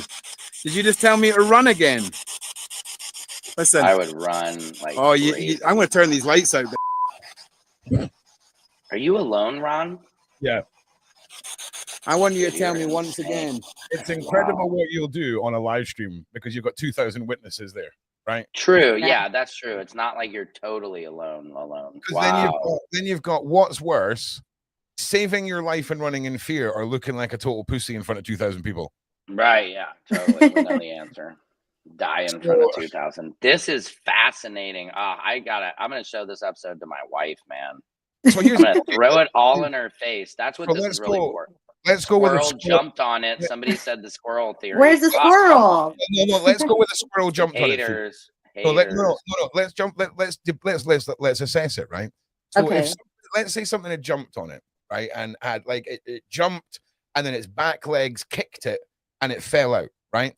it would continue and then decrease as it traveled in one direction, right? So it would maybe go up and then down, or it might be shot forward. But this genuinely looks like something comes around and takes it, moves it to the side, and then throws it to the side. Yeah, Ron, you don't even need to debunk the squirrel, dude. When have you ever seen a squirrel out at night? No, Like I debunk as I go. I'm fully happy to. I will take any possible way. Sure. Of debunking. But a squirrel, where do you? I just don't get where somebody comes up with a squirrel. I would say a raccoon. You know, like a bat, squirrel. like more of a nocturnal animal, and a I think the squirrel will be too scared to be there. Squirrels. I've never seen a squirrel at night ever. It's I just can't explain it, bro. So no, that is such an amazing video. That's probably the best video you've shown me so far. It's nuts, man. It really is. That's fucking and the run and all that shit. That is freaky, man. Yeah, that is telling you to go and all that. And I love that you're like, you fucking aggressive. Like, yeah, dude. He's like, fuck you. I'm like, I'd be like, bye. All I'm saying, right, is some people, they talk a bunch of stuff, right? I've met people who are like, oh, you know, I'm this, I'm that, I believe in this, and I'm a bit believe in that. And they're scared of the things that go bump in the night. If you truly understand what the shadows are and what the light is, there's nothing to fear. Yeah. Well, here's what I think, Ron. Before I would jump to the squirrel jumped on it theory, I would go to he tied a string around it and had a friend there and they yanked it and pulled it down. Right. See, that is like, if we're trying to be logical about if you fake this or something, the fucking squirrel, bro, what is he? CCC? Like squirrel jumped on it, bro. I think we debunked that theory. Wait, what's happening now here? So this is the tomb of that evil guy. I can't remember his name. Oh, you went there? It's crazy, bro. You know what? But all those people I was talking about earlier, like the Buas in India, they do the same type of stuff. Like they're not scared at all. They'll talk shit and they will like not like they will be like, what do you want? You know? When things are attracted to fear, the last thing I'm going to do is be fearful. Yeah. Sometimes they just want a mango.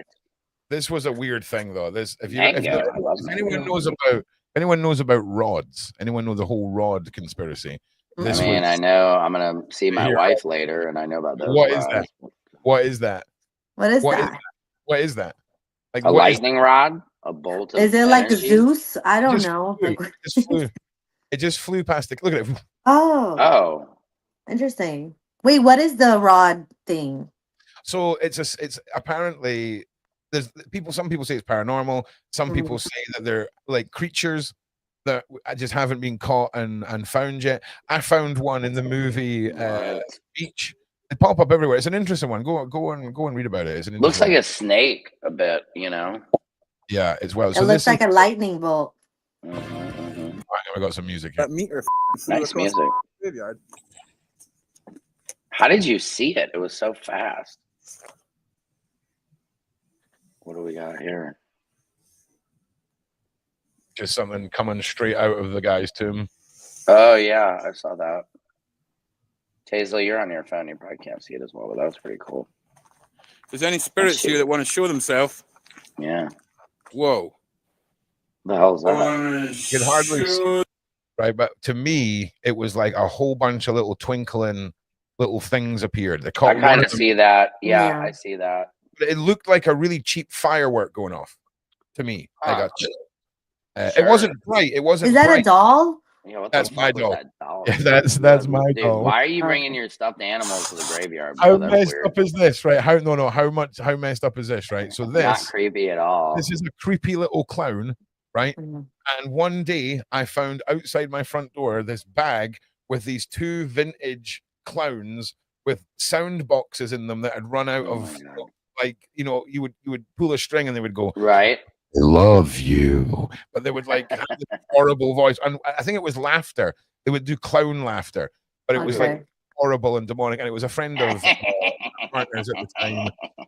Some old lady from the community center thought the kids would like them, and I was like, nah, I think we'll not traumatize them, and I'll just use them as if spirits want to attach themselves to something, this is what I think for them to attach to.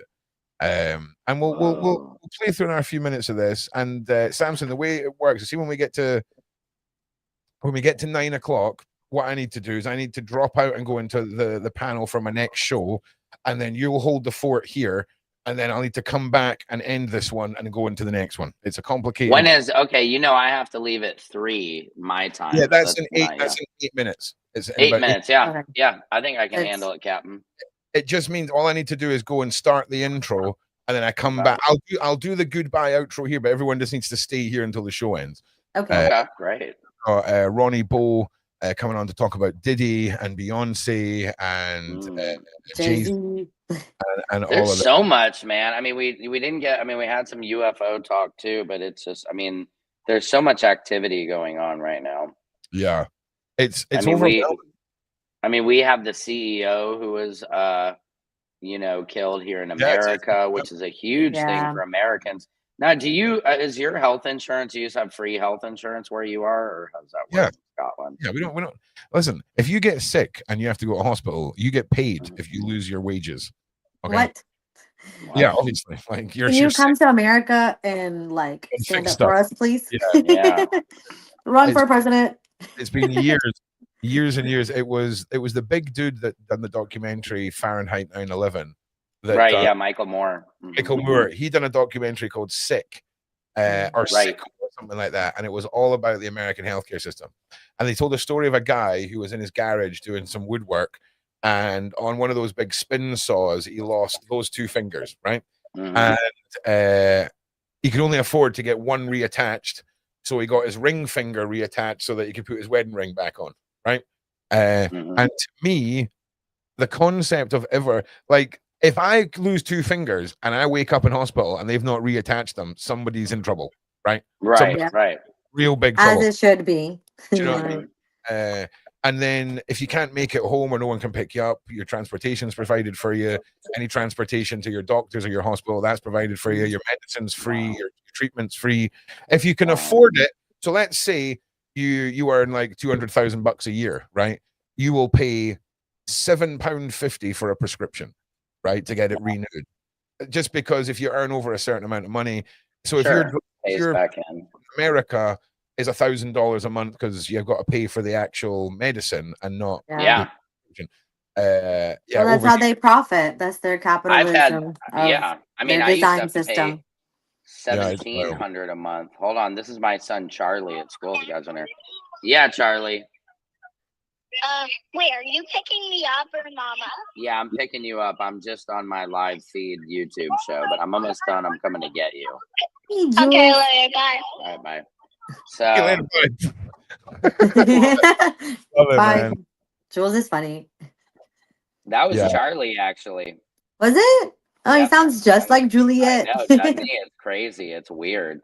Are there any questions in the side chat at all before we get in closing at all? Closing. I mean, this was another great episode.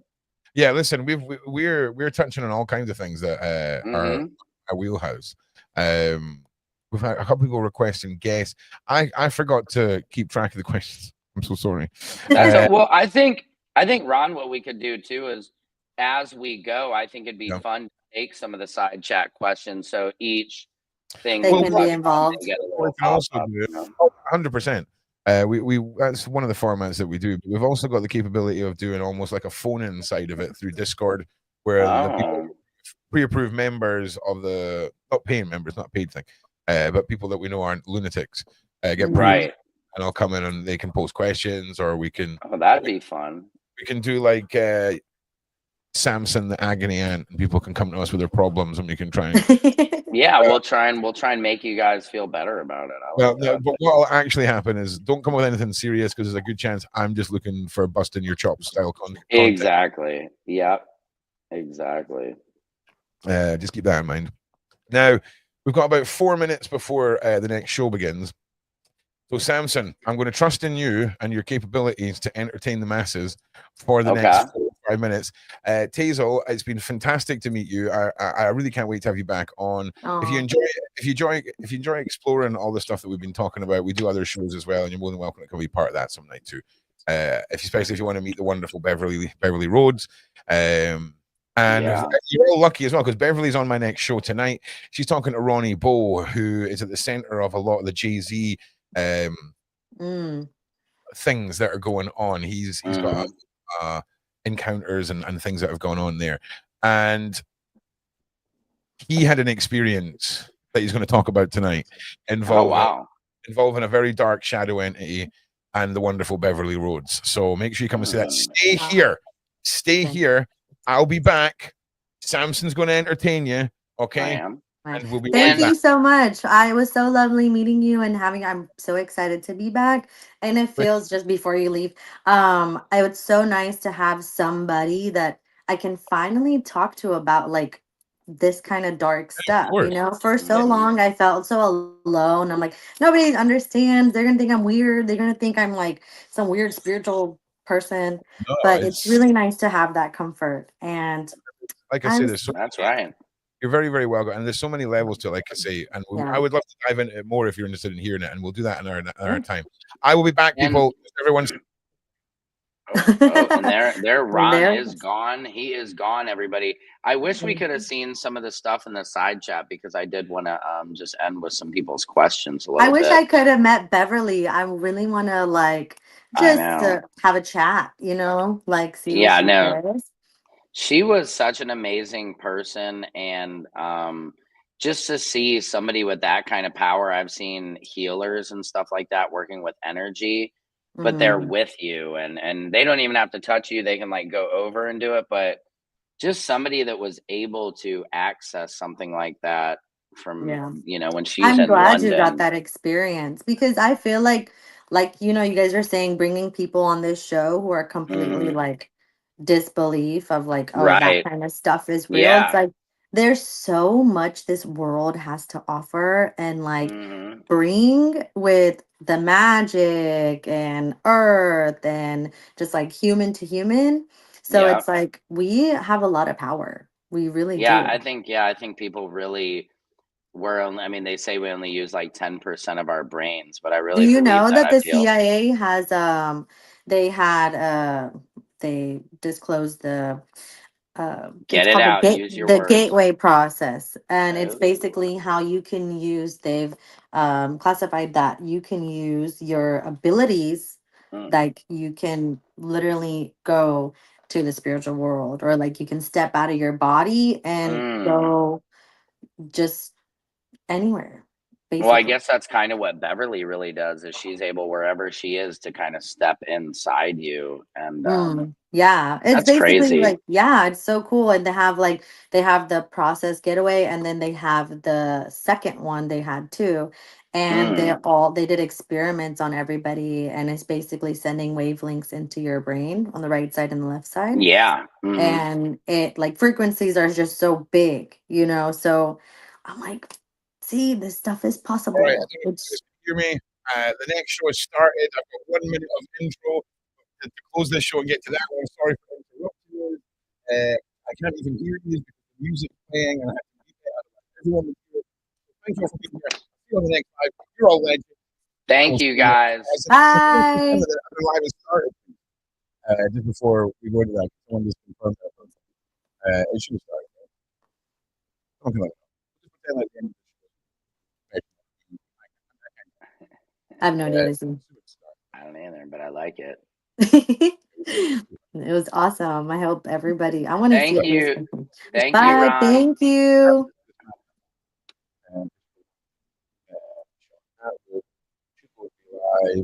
All right, guys. Thanks very much. Peace out. Peace out. Peace out. Peace out. Peace out. Bye.